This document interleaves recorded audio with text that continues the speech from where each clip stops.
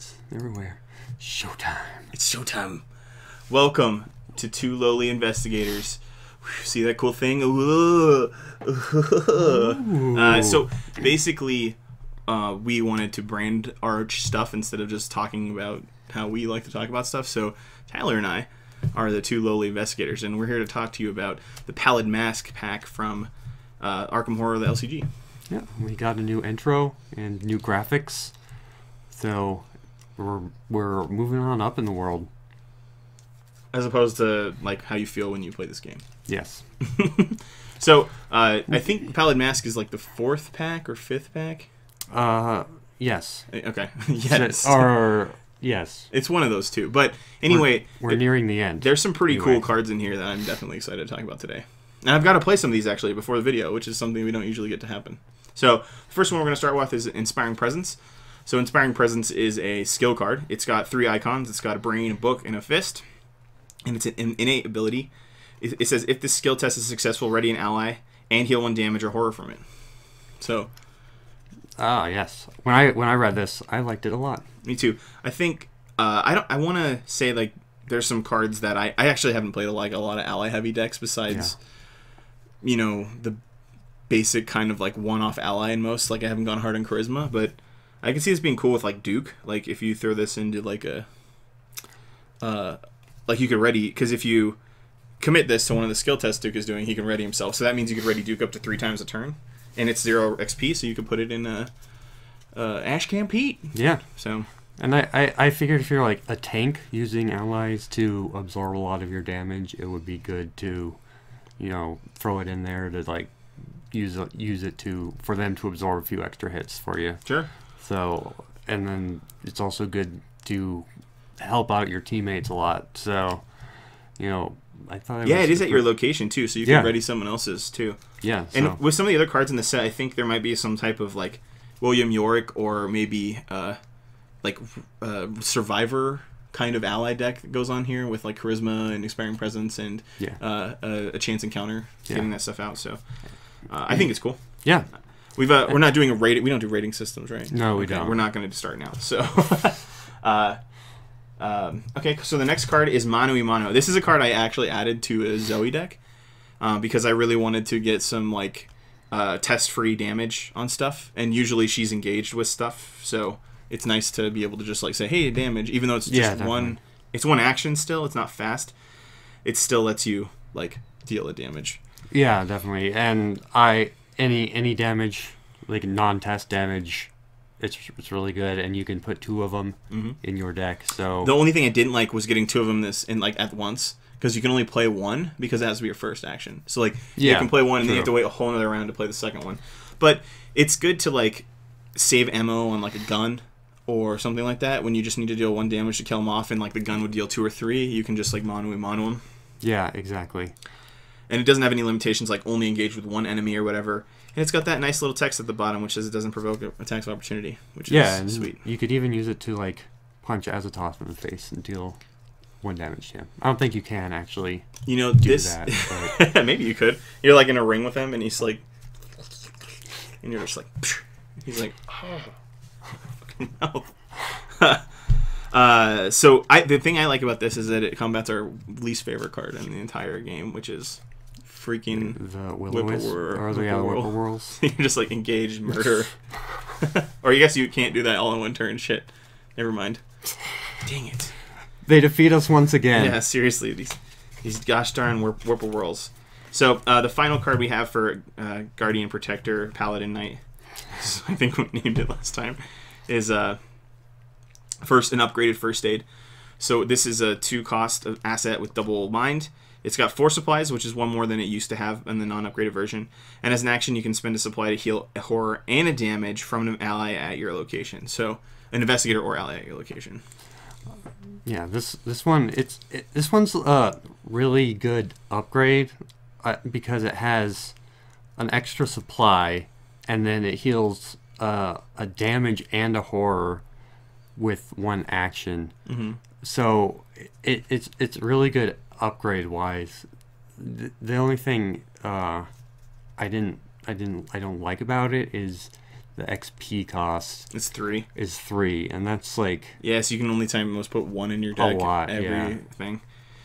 When you're not as good as other players like we are, you usually only get 3 to 4 XP in a given scenario. So, yeah, I can see that being as a legitimate criticism.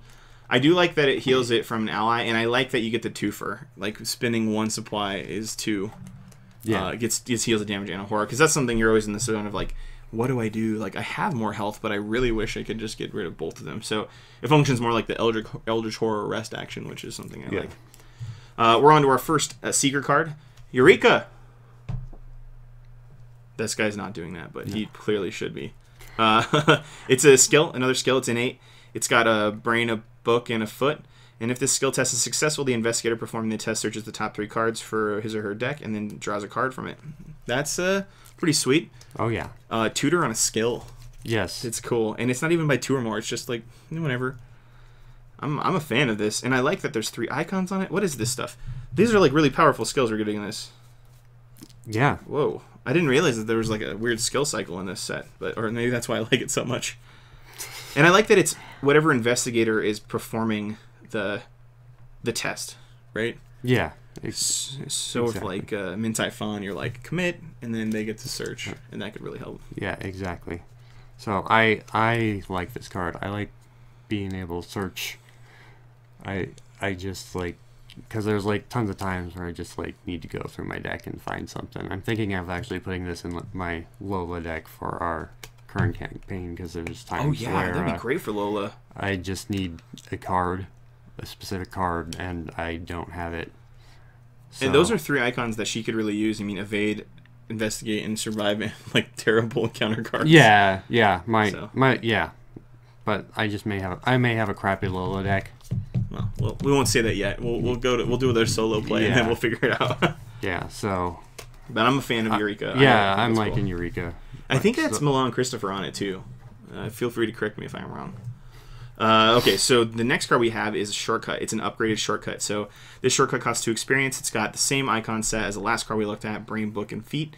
It's Insight Tactic. It's still fast play during your turn, but this time it attaches to the location and gives the location a fast action ability to move. So by exhausting shortcut. I mean, I've said it before, like the last few times, but these kind of location modification events are really good. Like Ambush, even like with the basic one, which is Barricade, those things are sweet.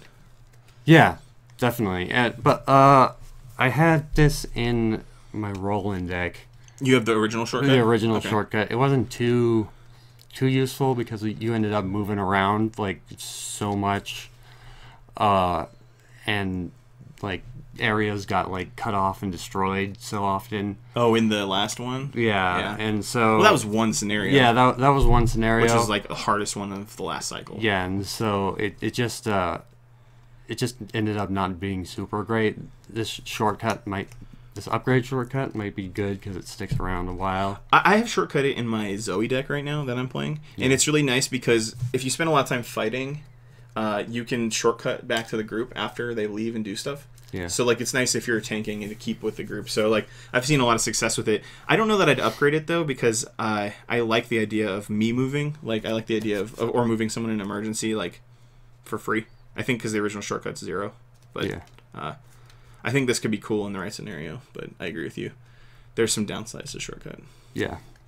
So it's not not my least favorite card by far, but it's just like there's definitely reasons to play one or the other. Yeah. This is one, I like this. I like the theme on this one the most.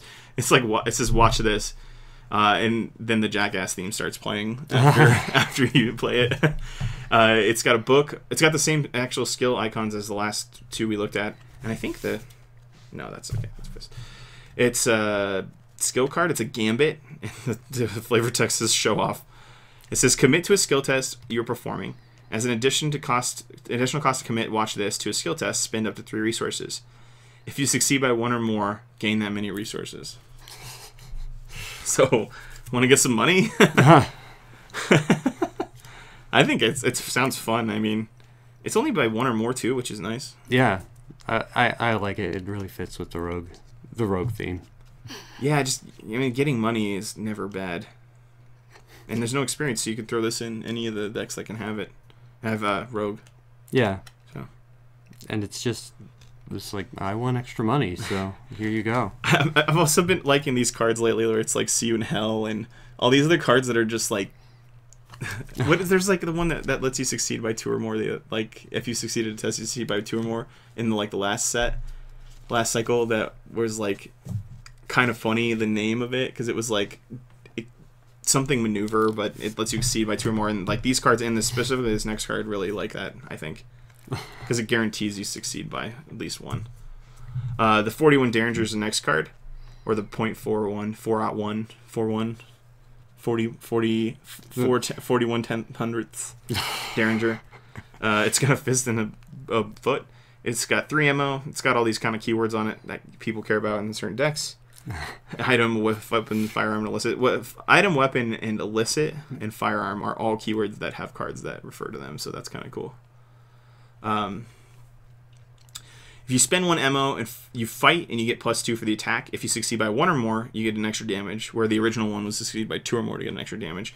And once per turn, if you succeed by 3 or more, you can take an additional action this turn. What were you talking about earlier? Like pretty nice. Putting all these extra action cards into a rogue deck and just getting infinite actions.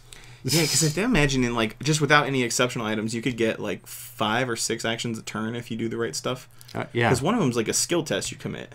Yeah. And if you like, it's a skill card you commit, and if you pass by 2 or more, you get an extra action or something. Yeah, one's a cool. ally that gives you an extra action, and then this one's a fight that gives you an extra action. Oh, that's a good point. Wow. So somebody make that deck and link it, because I want to see that deck. Yeah, you can just be doing stuff constantly. Hopefully it's stuff that's helpful, and not just like play 3 assets and then pass, and you're like, what was that? I'm sure doing stuff is good. Is good, yeah. All right, so the next card we have is the Torrent of Power. This is this skill is cool. So the shaman lady that I can never say the name of is probably someone who really likes this. It's got a skill. It's got a question mark, and it says as additional cost to commit, you can spend up to 3 charges from any assets you control. And for each charge spent, you get to an extra mind and an extra question mark. So, like, let's say you go all out on this, and you're playing with Min Typhon. You get 1, 2, 3, 4, 5 question mark icons and 3 brain icons. So, like, that could be cool if you need it, I guess. Yeah. I mean, I don't think any card that gives you question mark icons at the cost of something that... It's like converting, right? So this is like a converting card. Yeah. And I think I like it. I think it's cool in Mystic decks. Oh, yeah. But you're going to have a lot of stuff out already for it, I think. Well, the Shaman Lady gets an extra charge in everything she plays. True. Which is why I think she's the best for it. But, yeah, I think you're right in the other decks. It's like, true. So it's kind of a late game card. Would you say? You don't have to spend 3. You could also just spend 1, but I don't know. True. I'm sort of thinking all or nothing on it. Yeah, that's true. A little that's bit. Probably not how you want to play it. Yeah, true. But yeah, I think it seems cool. I'm liking the fact that all these are 0 XP, so you can just toss them in. They're just kind of like better versions of regular stuff that we have already. Yeah. So you can quadruple down on certain skills. All right. Next one we got is an upgraded scrying. I'm trying to remember. I think everything here is the same. You get an extra book, except for that this action is now a fast action instead of an action during your turn. So like you don't have to use an action to play it. But if it's a terror or omen, you take a horror. So it has its ups and downs. Like it seems okay. Yeah, I was not too terribly impressed seeing this. I thought that you could just use the action to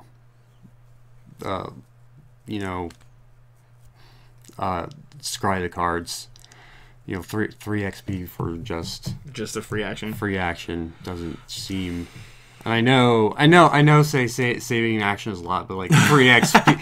3 XP. When we're playing, 3 XP is like one whole scenario. Yeah, so it's a whole scenario. Yeah. So I think I like the fact that it lets you do it as a free action, because then you can make sure that I mean, for the same reason I like the other card, but it doesn't cost an action, I guess. I tell people to use at least one scrying in any deck that can play it, just because you can manipulate the game. Like, you get to put the encounter cards back in any order, and in a game with 3 or fewer players, looking at the top 3 is really good, because you can say, like, okay, well, there's a monster coming out, so we better give it to this guy who can beat monsters up. But I mean, if you're going hard into spells and stuff, go for it. If not, then, you know, just pass.